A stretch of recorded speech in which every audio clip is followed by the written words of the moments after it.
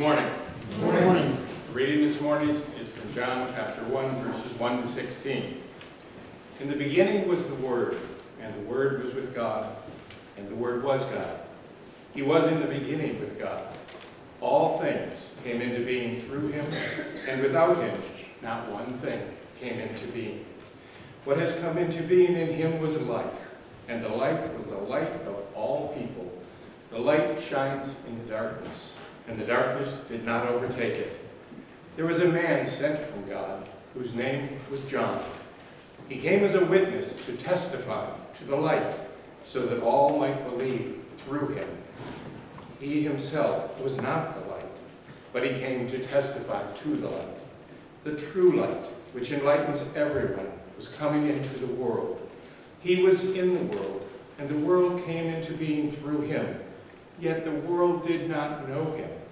He came in what was his own, and his own people did not accept him. But to all who received him, who believed in his name, he gave power to become children of God, who were born not of blood, or of the will of the flesh, or the will of man, but of God.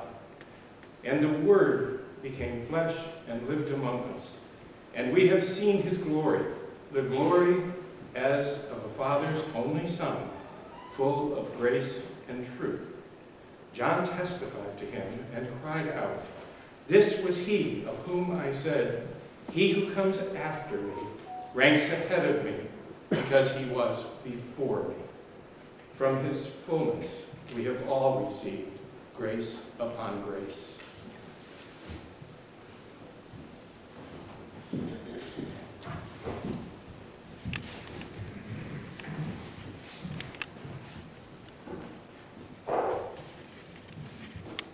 Thank you, Larry, for sharing those words with us this morning. May God add a blessing to the reading and hearing and understanding of God's Word as we reflect on it in a moment. And I want to thank the choir again for such a lovely anthem. And it was nice to have so many of your voices back again. The image of the church, but I thought better of it for now. And here is why. There is one thing, and I think one thing only, that ought to define us as a Christian church. A faith heritage that is steeped in God's guiding presence, as Waterford Congregational Church, UCC, as those who strive to follow Jesus' example, defined as the way, the truth, and the life. And that one word is love. Yeah, I know you knew it. It's love. I'm sure you've heard me say it many times. And you've been hearing me say it over the past several weeks in the form of love at the center. And I firmly believe that it needs to be the very place where we start in our personal lives, our collective lives as a community of faith, serving up love wherever and whenever we can, well beyond the walls of this church. If we are known for nothing else except our actions and our words of love in our community and the places beyond, then that, I say, is enough. Now, I know that might seem a little borderline radical, but without love at the center, there is no lasting value in striving to build a world of peace or a world of justice for everyone. Without love at the center, it simply won't happen. We can recite our prayers and hold as sacred our stories and our traditions, and that is all well and good. But if we do not speak love, if we do not act love, if we do not live love, become love, then the message is lost to a world that is longing so much to be loved. So I propose that we retain the bulletin cover for a little while longer, allowing it to penetrate our hearts, our minds, our spirits, our souls, so that love at the center becomes who we are without question here in this place and wherever we go. Perhaps change our banner outside It says finding unity and community, which is really wonderful. And maybe we have another that says love at the center, and we interchange them here and there along the way. So that as people pass by and they see those words, they know who we say we are. And then, should they enter into these doors and through these doors, or see us in action in our community, they witness not just who we say we are, but who we are. Our faith in action, built upon relationship with one another and service to all. Consider the words that Larry shared with us from this first chapter in the Gospel of John. It is entirely about relationship between God and all that God has created. It is about a relationship that is completely and always based on love. The passage ends with, "We have all received grace upon grace." I think that is such a beautiful line. And you know that grace is none other than unconditional love, unmerited, unearned, just pure and simple love for love's sake. Those are beautiful words. And wonderfully comforting thought. Grace upon grace. Love at the center, because the very core of our existence is the work of divine love. Creating and shaping, unfolding and evolving into harmony, into peace, into spiritual perfection. Grace upon grace. I want to say there is no more important time for us to hear those words, acknowledge them, and embrace them for all they offer in assurance and encouragement. I want to say that there is no more important time, but surely there have been equally significant occasions that have needed the comfort and hope of reassuring love. So perhaps it's better to say that this is one of those moments in our history when we could sure use a heavy dose of that grace. I say that knowing that every one of us, in some way, is carrying something within that we could use a little, or maybe perhaps a lot, of that promise of grace. I say it acknowledging the challenges that we face as a country, as we face globally, and as citizens of a planet in trouble. Grace upon grace is a gift we long to grasp in its fullness and rest in its peace. And we can. It's ours to receive. It says it right in the scriptures. Sometimes we just need to be reminded of that truth. And the Gospel of John does that in a profound way by describing God as relational, in dialogue through word that speaks and creates, that brings light and life. It is quite different than the other three Gospels.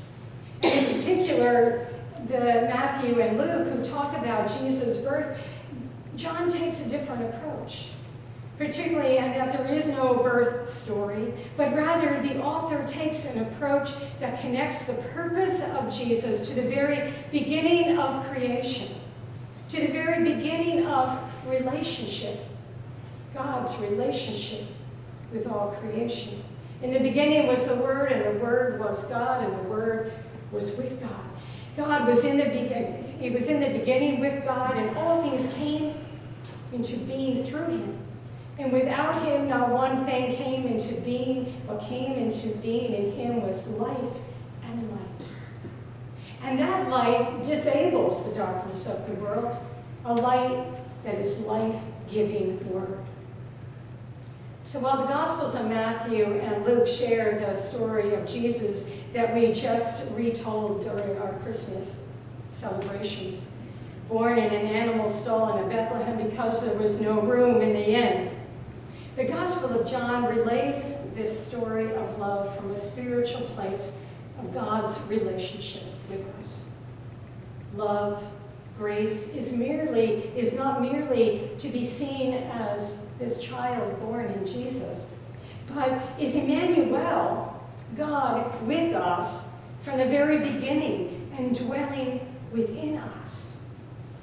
And when we come to the manger to see Jesus, what we are to see is the love that then is offered to us and sparks the love that we have been gifted in our birth.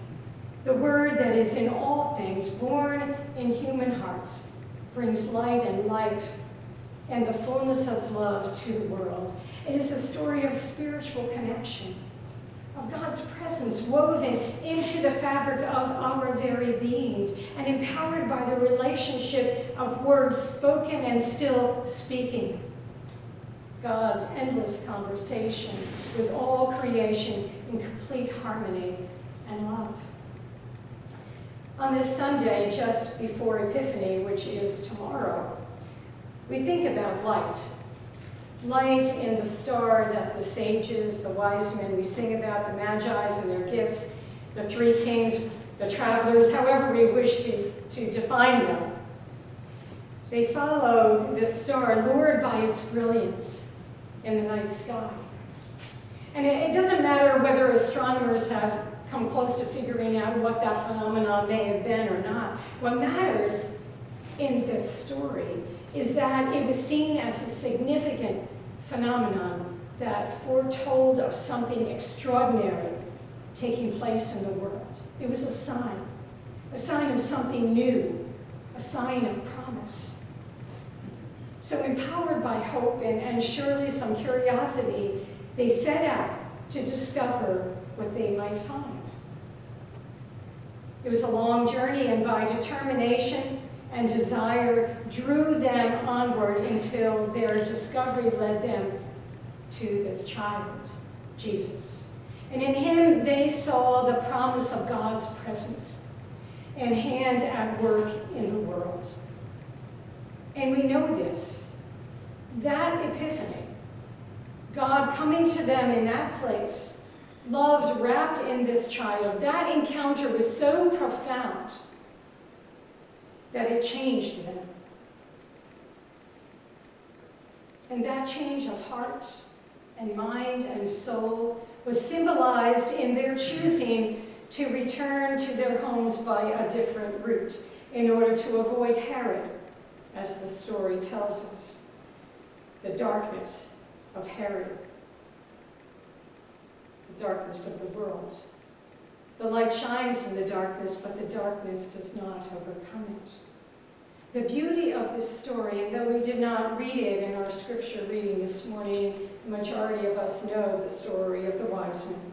The beauty of this story is the journey that brings light and life, of wisdom and choice, of hope and promise. It is very much a personal story for us. We too have been led by stars, light that illuminated our pathway, guiding us in a direction that perhaps we were uncertain of, yet drawn to follow and trust, and by which we have made discoveries that have filled us with grace. We may be in the midst of such a journey in this very moment. And I imagine we all are on some level seeking, searching for something life-changingly wonderful to happen, to assure us, to bring meaning and purpose. And that star, that light ever shining in our souls, has led us, I believe, to be here in this place this morning, whether physically or online, a rest stop on the journey of our lives. A place where in relationship with one another, we sense the profound presence of God, the living Word in our midst, awakening us to the promise of grace. So sit for a moment and just be still in that truth. Feel it wrap around you, holding you in the warmth of compassion. Allow it to wash over you with an indescribable peace. Breathe in the life-giving, life-changing essence of hope. Open yourself to receive the grace that is freely given and always there. May we know an epiphany of our own. Not just a change of heart, but a transformation of our beings. May it touch us one by one by one. May it envelop us as a community of faith, centered in love. May we remain open to the possibility of our own epiphany and our epiphanies that ignites the brightness of our spirits and leads us ever forward in a movement of endless grace. May it be so.